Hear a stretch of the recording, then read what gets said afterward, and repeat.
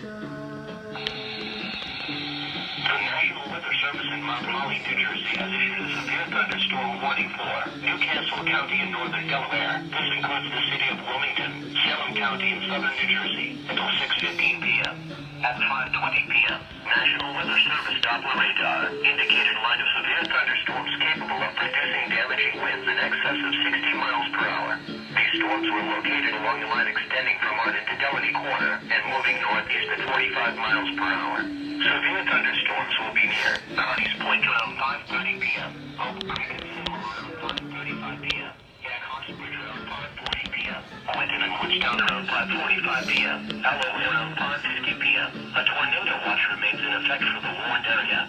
If a tornado is spotted, act quickly and move to a place of safety in a sturdy structure, such as a basement or small interior room. This is a dangerous storm. If you are in its path, prepare immediately for damaging winds, hail, and deadly cloud-to-ground lightning. People outside should move to a shelter, preferably inside a strong building, and away from windows. Please report hail or strong winds to the National Weather Service by calling toll-free 1-877-633-6772 when you can do so safely.